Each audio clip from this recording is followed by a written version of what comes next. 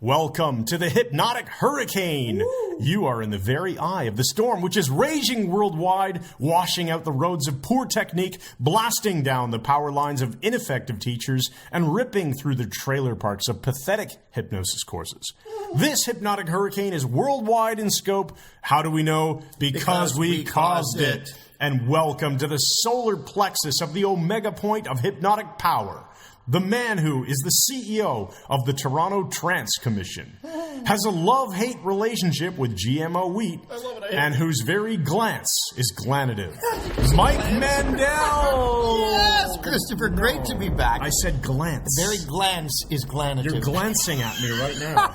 Okay, we're obviously clearly starting on a bad note, but yes. The good news is we'll just edit all that out. Well, we'll say that because we haven't said that in a while. I know, is it about time? Is it what you really mean, or is it just the booze talking? Well, it's 10:30 it's in the only morning. 10:30 in the morning. Not the booze. Hey, so listen, Chris, this is we've had so much stuff going on recently, and it's a great time to do a podcast. We are about 2 weeks away from Architecture of Hypnosis June issue. Yeah, by the time this goes live, we'll be about 2 weeks. We'll be about 2 weeks before the June 12th through 16th. Yes. Edition of the Architecture of Hypnosis. So you can find out more at MikeMandelHypnosis.com / Still a couple of spots left. Let me get the URL out before you. Yeah, sorry. MikeMandelHypnosis.com / class. There's just a few spots left, and it's going to be a great class. So what's going on, Mike? We just finished our May class. Oh, buddy, we had the best time because we did our May class, which was the week after having Carl Smith and Charlene Smith over from the UK teaching Kinetic Shift. We had a phenomenal weekend with them, sold out for him. We did a sold-out Architecture of Hypnosis in May, and you and I have universally agreed it was the best one we have ever done. It's amazing. They just keep setting new records in our minds in terms of how awesome the students are. We had our first neurosurgeon in our class who come in from Buffalo, and she studied in Boston, and she was amazing and has posted in our group already how she's using hypnosis with her patients with amazing results. Yes, for a pain situation. I said amazing twice, which is very unusual for me, Chris. It's beginning to sound like poor grammar. Perhaps. I'm going to start speaking in received speech. Should we talk about this? About received speech? No, the poor grammar thing. Oh, yeah, I want to talk about it. Okay. Actually, I want you to talk about it. I want to, let's address this head on because it's actually a good example. I think it's a good example of how to deal with customer situations. Just in case you have to. We have mostly awesome customers. Yeah, and for those of you who are out there listening, we love you and thank you for all being so freaking awesome. Yes. Because we get to do what we love all the time. Well, as for the rest of you, we have some ads that we run on Facebook. And usually we start out by advertising our content to people. So just get them to our website and stuff like that. Yeah, it's a fair thing to do because you throw out some free stuff that is useful. And I had an ad talking about a blog post where we teach the setup for a great hypnotic session. And I had used the word setup, SETUP, no hyphen, all one word. Right. And this woman, who we thought was just being joking with us because... Apparently not, though. Well... She was picking on my grammar, saying, "Oh, this is wrong. It's supposed to be 2 words." Which, anyway. Now, remember my response Yes. was I went to Webster's Dictionary online, showed her it could be one word hyphenated, yes, and sent her the web page from Webster's. And now, at this point, I just thought the whole engagement was amusing. So did I, because. It's fine. You fire me all the time on the podcast when I have grammar mistakes and stuff. And rightly so. But, things took a dark turn, didn't they, Chris? Right. So what happened is this lady went to our Facebook page, the Mike Mandel Hypnosis Facebook page. Clearly too much time on her hands. And left us a 1-star review and called out especially our poor grammar. Poor grammar. So now you can't really do anything about this. No. People are going to leave you the occasional 1-star review, and you just have to accept it. Yeah. So we engaged in a bit of dialogue. I said, "Look, I wasn't aware that you are a customer. Is there anything we can?" I can't remember exactly what I wrote. You were being the nice guy. You were being the good cop. Yeah. Anyway, we just casually mentioned this in the classroom that this had happened, and of course, then at the end of the week. more than half the class went to the Facebook page and left us a review. So when 1 star talking about how poor our grammar was. Yeah. They were more. Took the example. There were more 5-star reviews. Yeah, there. yeah. But anyway, the whole idea here is if you go out of your way to make sure that you treat people professionally and you're not inflammatory towards them and you're professional and nice, you're going to get those kinds of things happening. But the people who actually love what you do will come to your defense and will... Yeah. Better to have them do it. So it's fine. If you go somewhere and all you see ever is 5-star reviews, you're probably going to think something's off here. How could it possibly be that perfect? Because nobody's perfect. No, we're certainly not. But if you see the occasional 1 or 2-star review, and it's the same thing with a hotel or a... It's good to leave it online and respond to it, right? That's what you're saying. What happens is the people who look at these things, they see the occasional 1 or 2-star review and they go, oh, well, what's the reason? And they go to read the review. And then they find that the reason for the 1 or the 2-star review is so horribly nonsensical that they just dismiss it. Yeah, that's and so good. I think that actually helps. Anyway, instead of having, my normal rage, inflammatory response when you kill. In fact, Chris, one of the clients I worked with years ago when I was doing a lot of therapy in the 1990s was a kid from an orphanage. And this kid was addicted to pornography. Back when it was in print, and he'd look at this porn, and then he'd get so inflamed, he'd go out. He was pyromaniac. He'd start fires, and that's horrible. I worked with a kid. I'd love to tell you how it all turned out, but the records were destroyed in the fire. I'm a comic genius. I just wasted his time to say all that. Yeah, you did. Let's get to the stuff we really want to talk about here. So I wanted to talk about that. We're gonna touch a little later. We are going to the UK later this year to do some training. We'll talk about that. We just got an offer to go to Costa Rica and do a training. They do have bot flies there. Google them. But we could be interested. Yeah. And you're doing an interview tomorrow. This is a quick thing we'll mention. Yes. So tomorrow, we're recording this on May 23rd. So May 24th, 2017, you are recording an interview with Igor Ledhovsky for... He's actually interviewing me. Yeah, that's what I mean. Yeah. He's interviewing you as one of his featured hypnotists for every month. I think he does some sort of interview. Don't belittle me. I was hoping I was the only one. Yeah. Well, I think every month he does an interview with a hypnotist and publishes the detailed interview for his online students. Publishes a certain portion of it for free. So there should be some free version kindness. of it. We all help each other. Yeah, anyway, so that'll be interesting. Now, we wanted to talk about... Well, let's talk about inversion, buddy. Inversion technique. Now, let's clarify what we're talking about. We're talking psychological inversion, not like my friend Glenn, who suffered from testicular torsion, which is actually a testicular inversion. Always about testicles. Well, because one should safeguard them. One should safeguard them.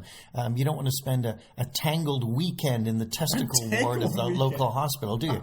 But he suffered from testicular inversions. He got butt-ended by a hockey stick, and the left cashew actually spun, and the vas deferens. I don't want to say nut. The vas deferens tangled up, and it's made a vast difference in his life having them untangled. So this is inversion, psychologically speaking. Why don't you explain what it is? Because this is a really cool technique. So this Here's where we give you some actual value instead of our stupid ramblings. Yeah, well, we always have to have some real value, and this is it. So we want to talk about this inversion technique. I got an email from you that said, "Hey, let's talk about it in the podcast," and you linked to the article. And for attribution, was that the right word here? Yeah. This came from jamesclear.com. James, like regular spelling, clear, C-L-E-A-R, regular spelling. I know, James, like regular spelling. Yeah.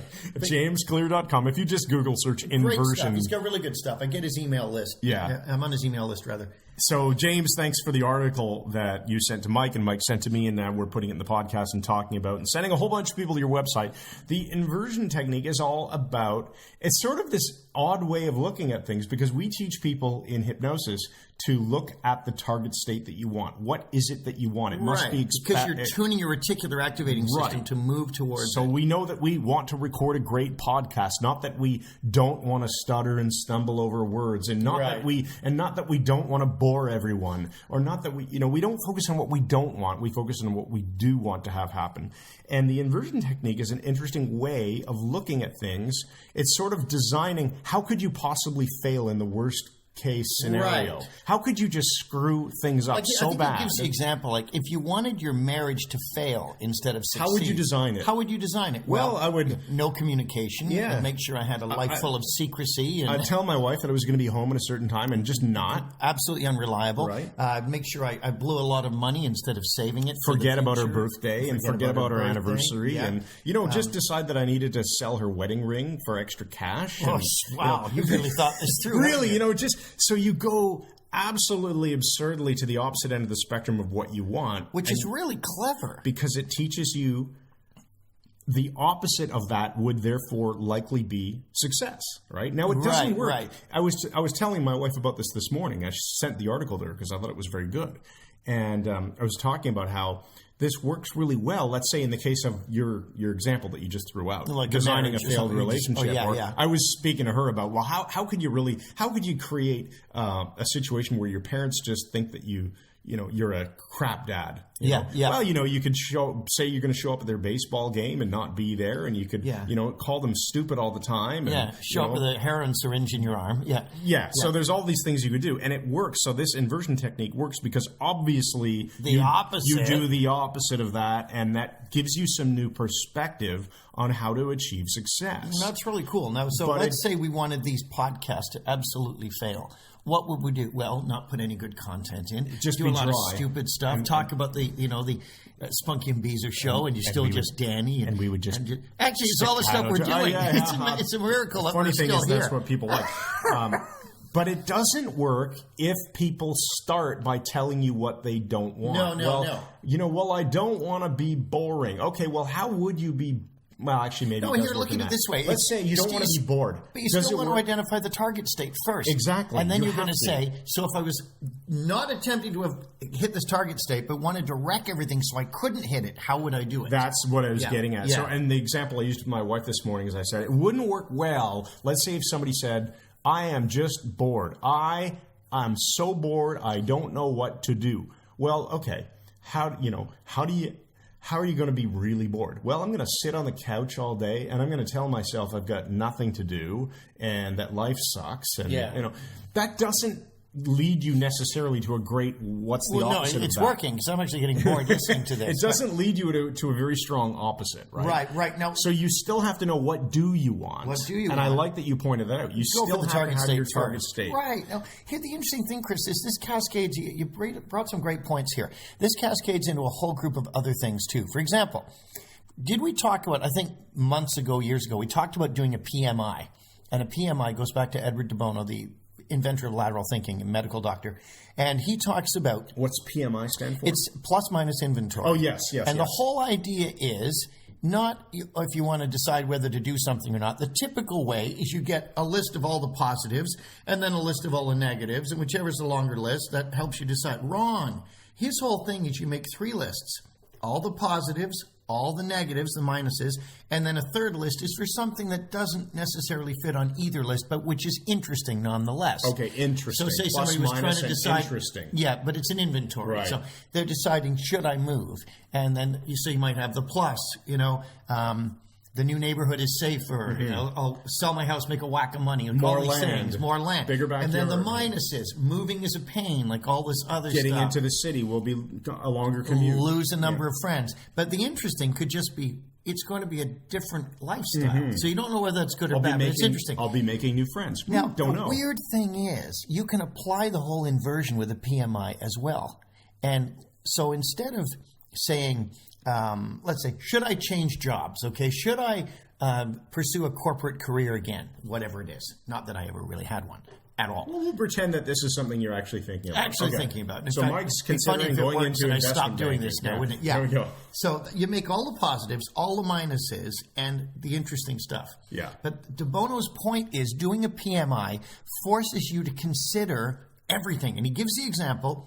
They asked schoolboys in Australia whether they should be paid money for going to school. I remember you talking about this. And you think they all said, yes, we do. We want to be paid to go to school. And then he gets the kids on their own without any kind of supervision to do a PMI as a group. And they all, after half an hour, said, no, we don't want to be paid for going to school. Yeah, and because they're going to come up with, geez, I'm going to... The bullies will take their money, if we're paid for it, a higher standard is going to be expected. It's going to be harder work, more homework. And they said no. But it forces you to consider everything. But here's how the inversion fits. So say I do all this about becoming an investment banker, which is ludicrous, as you well know.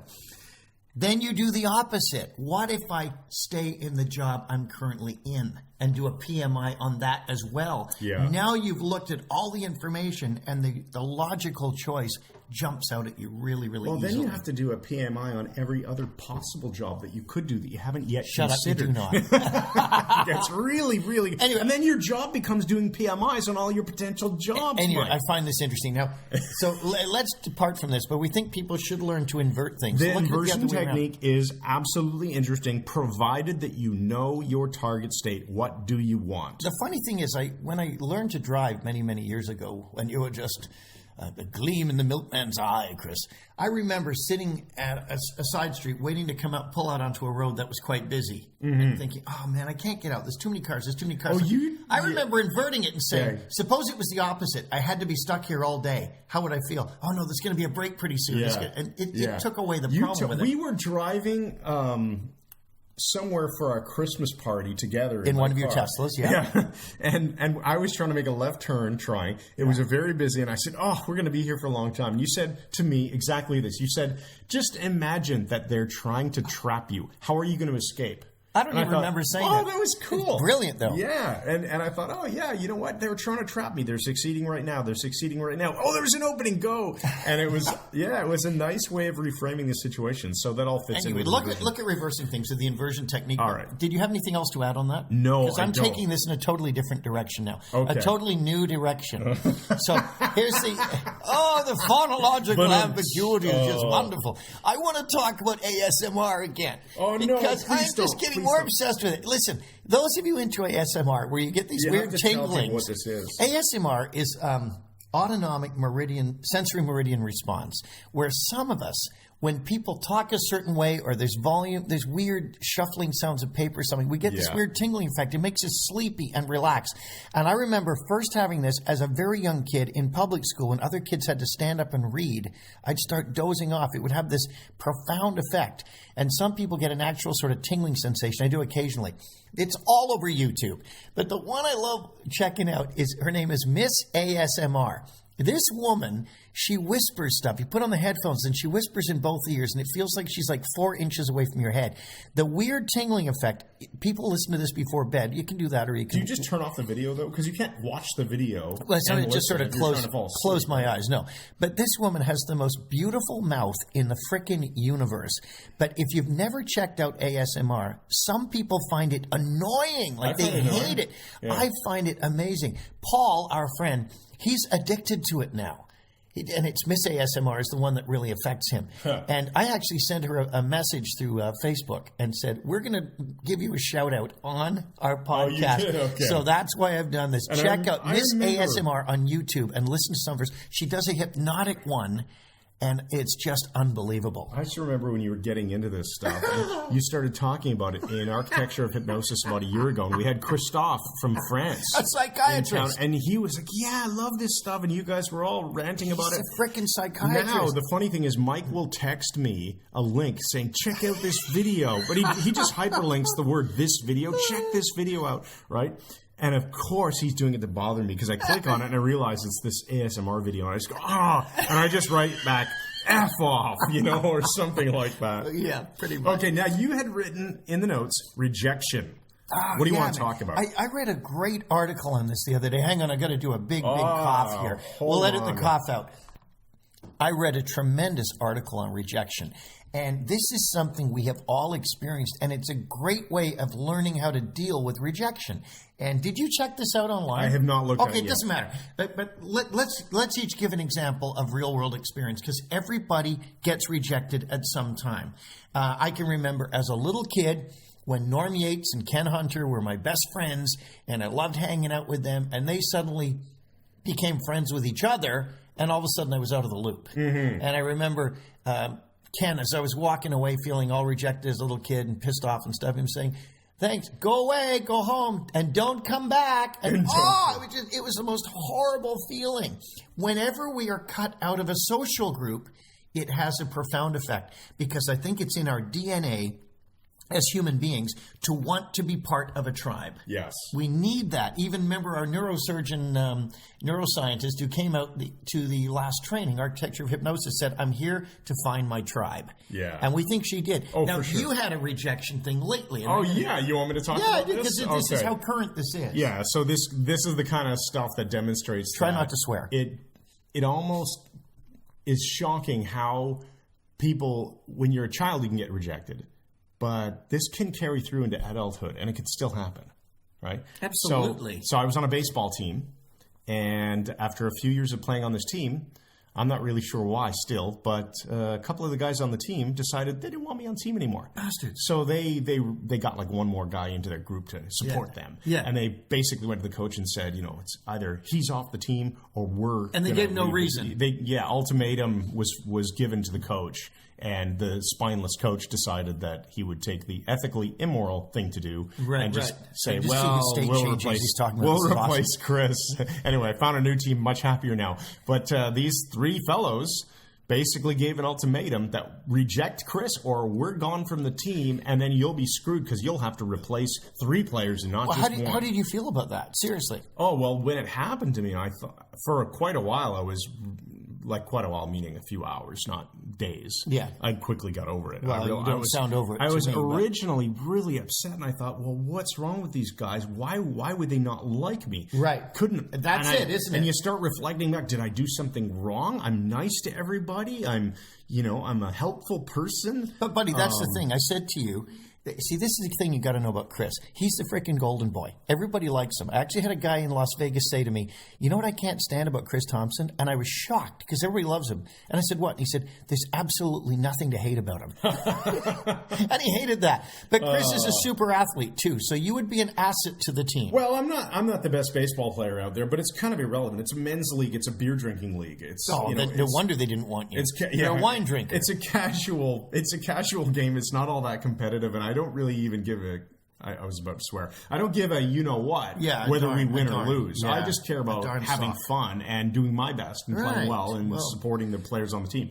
But yeah, I felt really hurt. Like, why is it these guys don't want me on their team anymore? It's terrible. And then eventually, it took me a while, and now I'm at the point where I'm actually more disappointed in the friends who I have on the team. Who supported them. Just weak-willed, spineless. Yeah, and it's not that they supported them. It's that they didn't have the balls. Right. Here we go back to testicles. Yeah. They did not have the fortitude to stand up for what was the right way to do things. Isn't that unbelievable? It was easier for them to just do nothing. Well, the interesting thing is, Chris, and we're still on this topic because this is important. Everyone listening has suffered rejection. And this is an important thing. I want to expand on this a bit more before we start talking about the reason behind this. In my own case, Chris, you know that there is an NLP trainer. It's not Hugh Comerford. No. An NLP trainer who he and I were very good friends. He helped me through some issues many years ago. I'm talking 20 years ago when I was struggling with some stuff in my life and didn't know what I wanted to do in life. And he got me refocused and gave me some great information as a friend and as an excellent NLP trainer. We say, sometimes the barber needs a haircut. Yes. You got to go to somebody else to get an insight. And he was a terrific friend. I thought he was one of my best friends. His father was dying of cancer, and I went and visited his father in the hospital and gave him hypnotic metaphors without his knowledge, and his pain all disappeared. As they reported to me, they found I wanted to do it on the sly, but it came out that I'd done this, and then he passed away shortly after that. And he was an excellent friend, but somehow in the last 3 years, he has completely distanced himself from me. He won't return my phone calls. He won't answer my emails. And I've asked him, what has happened? And you felt rejected, I assume. I felt incredibly rejected. I said, buddy, what have I done that you have cut me out of your life that you won't even tell me what it is? I will repent of whatever it is. Just give me the information. Never happened. Never happened. And it drove me nuts until I started reading on rejection. And there's an interesting thing happens in life. What we got to recognize is rejection is normal. And if you meet someone new and you're trying to connect with them and they're not phoning you back and they are attempting to tell you that there just is not a fit between the two of you. You can be the nicest person in the world. You can be the greatest guy or girl who ever lived. But if there is no sense of connection from the other person, you're banging your head on the wall. Yeah. It's a normal part of life. And so you can't be close to everybody. You can't. And it's a hard thing to do. And I can think of other cases this has happened. But the beauty of it is it doesn't bother me anymore. Yeah. It really doesn't. Ever since I read this article, it said... I'm glad to hear you say that, Mike, because there's something I've been meaning to talk to you about. It's an intervention. That's why we're here. She's kicking me out of Mike Mandel Hypnosis Academy. Brilliant, Chris. I've been working behind the scenes, and I've been rejected a lot, and you have too. We all have. But the thing is, guys, if you're being rejected by someone, get the frickin' message. Just move on from it. Yeah, exactly. It's okay. You're not going to be able to force a connection if the other person doesn't want one. Remember, in any relationship, the person who cares least is the one who's in control. I'm going to expand a little bit here. Why don't you do that? Because I think there's this power in taking what Mike just said and really understanding it. And I guess I did this unconsciously because when I got rejected by this baseball team, I was actually not only hurt, but embarrassed. I didn't even want to tell my wife. So for about, 15 minutes or so, I thought, how am I going to hide this? Yeah. And then I thought, no, that's just stupid. So, because that's just going to lead to more, secrets and, what am I going to do now? Go and find a new team, make an excuse why I'm on a new team. And, that's just horrible. I don't keep secrets from my wife. So I immediately just flipped that and went, nope, I'm going to tell her exactly what happened and how it hurt me, and it was fine. Right. And so now I just tell anyone, if they ask me why I'm on a new team, I let them know exactly what happened. I wasn't invited back to the old one. Yeah. Not really sure what happened, but a few of the guys rejected me. And you handled so it now well, I'm on a new team. And you're having a blast again. Yeah, I went to my volleyball game that same night, and I knew a guy who was a team captain or whatever, like on another team. And I just mentioned to him, I said, I'm looking for a new team. He said, why? And I told him. And he said, that's childish and weird. And I said, I know. I guess this kind of stuff still happens in adulthood sometimes. It really comes out. So you switch into that voice. I just laughed at I'm slipping into that voice. But the bottom line is... it's fine now. Now I have new friends. And you recognize... Bottom line, guys, is recognize these connections are not always going to work. So read it. If you're constantly trying to meet with someone and they are always giving excuses why they can't make it, let it frickin' go. Yes. You can't have the friendship and relationship with everybody. There's got to be a fit. It doesn't mean there's anything wrong with you or anything wrong with them for that matter. Okay, now let's talk about ASMR. Did I tell you about Miss ASMR? You did? Oh. Okay, I don't want to obsess about this girl. It's going to cause problems. Chris, I think we now need the Gus Grissom update. Okay. After a long absence, there has been a Gus Grissom sighting, this time in Toronto, Canada. Wow. Maggie Wakeling reports was in the hypnotic world epicenter for the excellent kinetic shift training taught by its creator, Carl Smith of the UK. It was Saturday, April 29th, and a day I will never forget. It was morning break, and I was walking around the grounds of the beautiful University of Toronto when I noticed a man sitting on a bench just outside Brennan Hall. He called me over and handed me an envelope instructing me to give it to Mike Mandel, which I did. It turned out to be a birthday card for Mike, who was celebrating his 64th that day.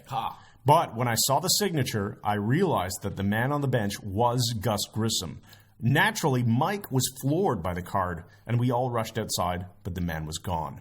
Maggie went on to report that Grissom was wearing a light blue NASA jacket, Converse sneakers, and a Wu-Tang Clan cap turned backwards. She said that Grissom seemed happy and very fit for his age, although he looked a bit tired around the eyes. Quote, "I'll never forget that meeting," she added. "It goes down in history as the peak moment of my life." Unbelievable, Chris. It's just astounding, isn't it?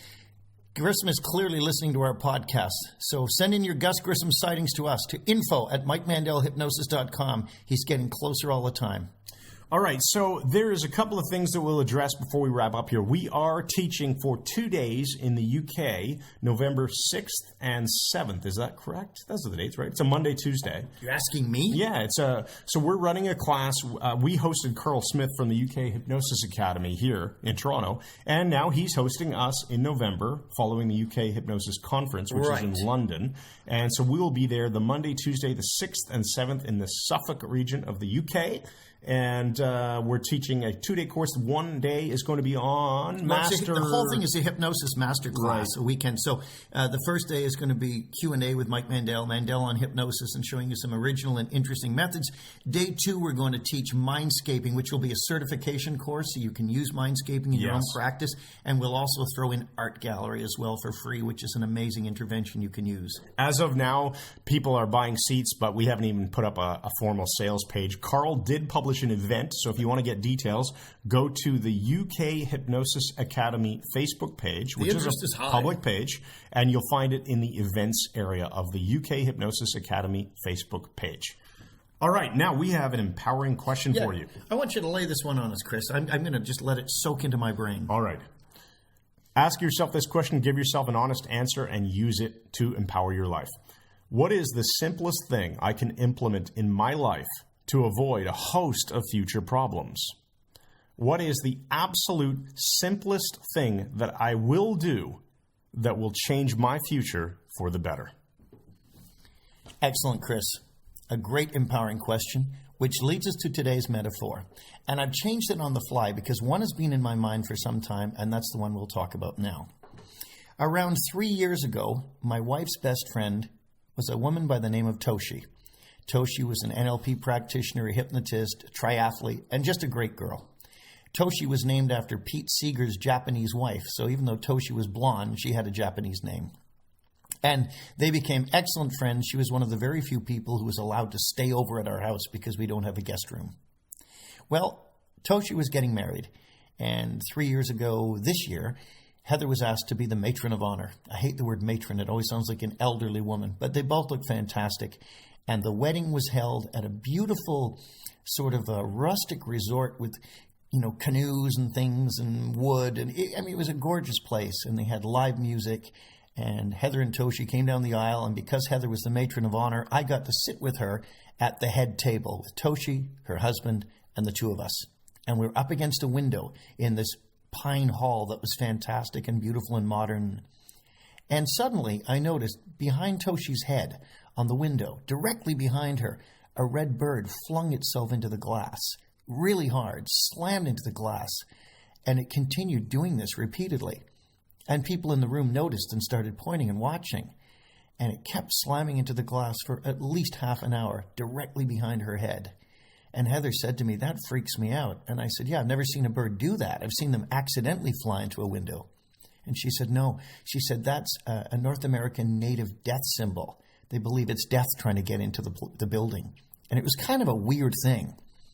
And the sad fact, Chris, Toshi got a bad stomach. And a week or so after her own wedding, she was diagnosed with lymphoma. And she slipped away after just a few months. And we spent the evening, or the day before she died, with her for about an hour. And it was the most bizarre thing. This girl with everything ahead of her, this triathlete, and this thing flies into the window. Heather tells me what it supposedly means. And a week later, she finds she's dying of cancer. Thanks, everybody, for listening to Brain Software. This has been session number 83 with Mike Mandel, and I'm Chris Thompson. Head on over to MikeMandelHypnosis.com and check out all the awesome stuff we have. Get on our mailing list. You'll get a free copy of the Brain Software ebook, and you'll be also notified of all the awesome podcasts that we publish and all the free stuff that we do. It's amazing. And if you want to take the best live training in hypnosis in the world, June 12th through 16th in Toronto. University of Toronto. MikeMandelHypnosis.com/class. Hey, Chris, I want to end this in a weird kind of way for a change. Oh, like we don't normally? Yeah, you say you can do freestyle chanting to any song. Yeah, so I'm going to do a song, and I want to see how quickly you can pick this up, okay? We have not planned this. I know. Okay, this is going to be weird. Here we go. Oh, Danny boy, oh, Danny boy, oh, Danny boy, oh, Danny boy, oh, Danny boy, oh, Danny it's a little slow for me, but I'll go with it. Oh, Danny boy, oh, Danny boy, and come what may, oh, Danny boy, and come what may.